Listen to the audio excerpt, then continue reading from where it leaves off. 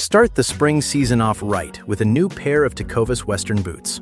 Handcrafted and over 200 steps from genuine leather, they're built to last and feel broken in the moment you put them on. From cowhide to exotic leathers, Tecovas blends timeless style with all-day comfort.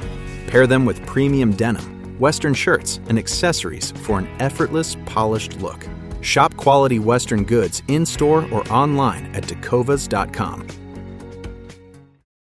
Some days you just want to amplify your everyday look. Like when you want the look of false lashes without the extra effort, reach for Thrive Cosmetics Liquid Lash Volumizer Mascara. Or when you want all eyes on your smile, keep Empower Gloss Ultra Glossy Lip Serum in your bag. It's a burst of 24-hour hydration that smooths like a serum, shines like a gloss, and can be worn sheer or layered. You'll always look and feel your best with Thrive Cosmetics. Plus, every product is 100% vegan, cruelty-free, and made with clean, skin-loving ingredients that work with your skin, not against it. Amplify your everyday. Go to thrivecosmetics.com/shine26 for an exclusive offer of 20% off your first order. That's Thrive Cosmetics, CAUSEMETICS.com/shine26.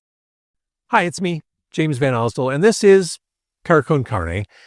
And I'm recording this because I wanted you to understand what's been going on with me in the past month and a half. You've been hearing guest hosts on Carcon Carne, including my own daughter, and you'll continue to hear guest hosts in the coming weeks. But I wanted you to understand why this is happening, and I'm thrilled that I have the guest hosts I have. It's all been because of medical stuff. Now, I wrote down a whole bunch of notes, so if you're watching this on video, I am kind of reading a script. It's more notes, but I just want to make sure I don't forget anything as I'm telling you all this stuff. So in mid to late October, actually, it was my mom's birthday. It was October 18th. That night, I experienced the most profound and intense stomach/abdominal pain I've ever experienced. I thought at the time it was something else. In fact, I kind of pretended, I guess, that it could have been that severe, but it was bad. And I spent the next 2 days, don't do this if this ever happens to you, don't delay. Spent the next 2 days basically incapable of doing anything other than staying in bed and being miserable. I couldn't read. I couldn't watch anything. I couldn't really communicate. I was just in a bad sort of way. So after a couple days, finally went to the ER. Again, don't do this. If you're feeling awful and unusually uncomfortable, go see a doctor. So I went to the ER, spent several hours in the ER, the culmination of which was a doctor reviewing my CT scan results and saying, how long did you say you haven't felt well? I said, a couple days since Saturday. He said, that's real interesting because you have a perforated appendix, ruptured appendix. He actually said that and walked away, which was the weirdest, like bomb to drop without a follow-up. I was admitted right after that, spent 3 days in the hospital, taking a massive course of antibiotics. And the plan was to feed me full of antibiotics in the hopes of reducing all the infection caused by my ruptured appendix and preventing an abscess from growing. The goal was to get everything kind of cleared out and settled there so that doctors or surgeons could go back 4, 6, 8 weeks from then and remove the appendix without any clutter in the way. So they sent me home after 3 days with massive antibiotics, these huge horse pills. I took them 3 times a day. The problem was I didn't get better. In fact, I got pretty quickly worse. After just a few days back at home, I called a friend of mine who's a doctor. In fact, he's been on the show a bunch. He's a punk rock doctor. And I asked for his advice, and he's like, get to the ER. Always trust your punk rock doc. So I went back to the ER. I was admitted pretty quickly, a lot faster than the first time around. And that hospital stay lasted for 5 days. And the scans this time around, the CT scans revealed that, an abscess had grown. And to get rid of it, it needed to be drained. And to enable that drainage, the hospital's interventional radiology team placed a drainage tube in my stomach to suction out all the grossness that was developing in my abdomen. Now, the tube itself was incredibly uncomfortable because it essentially had impaled my abdomen to get to the abscess, which made it really difficult. Like it was like I had no core. Not that I had much to start with. I had no core to maneuver in and out of bed, cars, off and on furniture. It was really uncomfortable. So the drain went in, suctioning all the disgusting stuff into a bulb that the doctors call a grenade because it looks like a grenade. Oh my God, when you pull the pin, it's awful. I had to drain the grenade and flush it 2 times daily. Horrible experience. It didn't make me feel great. It did a number on my mental health. I mean, the drainage tube really became a big focus of my daily life, and it really became something I was absorbed in. It didn't help that I wasn't sleeping well because I had this tube in, and I couldn't sleep really on either side. I had to sleep on my back, which is very unnatural for me. It was an awful, awful time. I was fatigued pretty much every day from when I was discharged. What was that, November 1st? Through about a week ago, literally 1 week ago. I tried to stay hydrated. I tried to take in a lot of protein, all the things, but I was lights out in the middle of the day. Just could not keep my eyes open for a stretch for like 2 hours. I had to go out for about 2 hours. It wasn't even a nap. It was like a deep sleep. It was ridiculous. So there were a couple other Easter eggs happening at that time from my hospital stays. The first was a loss of my voice, which you can kind of hear remnants of as I'm talking to you right now.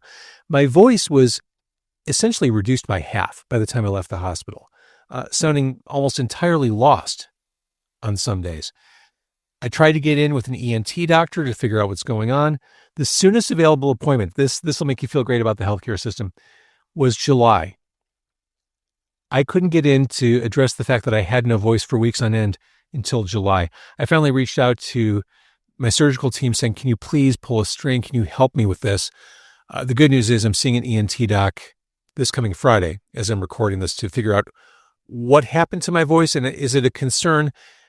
If you listen close enough, you can hear that I've lost, my voice isn't whole as I'm talking to you right now. The other Easter egg, which was interesting, was profound tendinitis. I had trouble walking for several weeks. I visited an orthopedic doctor, and he said it's not unusual for people who've spent 5 to 10 days in a hospital bed, which I had. It was really difficult to walk. My heel was painful to put pressure on. I would say only within the past 4 or 5 days, I'm not walking without a limp. I mean, the voice and the tendinitis were like, cool. What else can I experience from this appendix situation? Just awful. But there's good news in all of this.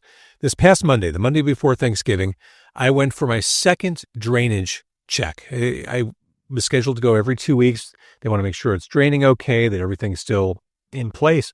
Excuse me. The first time I went, the interventional radiologist said, yeah, there's still so much abscess, so much to drain here. You're going to have this in until your surgery, which at that point was still unscheduled. Again, not great for the mental health. Pretty emotionally debilitating. This past Monday, I went in and the doctor said, the abscess is cleared. We're not suctioning out anything else. It's gone. How would you feel if we took the drain out today? I swear to God, tears like that. I had not emotionally prepared for that to be even a possibility. I just assumed I'd be living with this drain for several more weeks. So the drain came out on Monday, which was such a game changer. Hey, I can sleep on my sides and my dog can walk on me. Things like that. It was a huge step in the right direction, just emotionally and physically. It's made life so much easier right away. So as it stands, my appendectomy surgery is scheduled for mid-January. It was originally scheduled for this month. But then my surgeon called and said, I'm looking at your scans again, and I think I need to bring in a specialist. You may need to lose some of your colon and intestine for them to get this out. There's no way of knowing for sure, but I want you to connect with a colorectal surgeon. Never something you want to hear. But I connected with the colorectal surgeon, went to his office last week, and he said, yeah, there's a chance we may need to do that.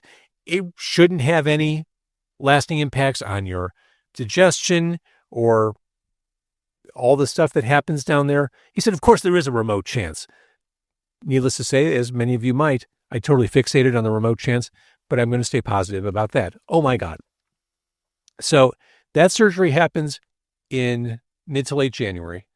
Before I get there, I've got 5 more doctor/medical visits to do. I've got to check in with my PCP. I've got to do blood work. I've got to do another CT scan. I've got that ENT doc this week. And then I have the fan favorite colonoscopy coming up. They just want to make sure everything's cool down there. So awesome. The appendix is no joke. In summary, if you take anything away from me talking, the appendix is no joke. And all this is to say, I wanted to explain my absence. I love having dialogue with my guests, with you. I miss doing this. So like I said, I'm going to record a best of 2025 show. I'm gathering clips right now in my downtime.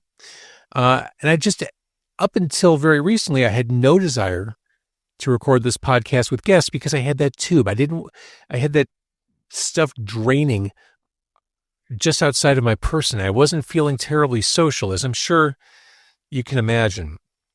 But now I have my energy back. I don't have the tube. I'm thinking about jumping back in soon. But like I said, I've got some more guest hosts, really awesome guest hosts. And I want to make sure we get through those as well. So just wanted to catch you up on everything going on. It's a lot, but a lot of people have asked, and I've been incredibly humbled and just touched by all the outreach I've received. None of this is life-threatening. This isn't cancer.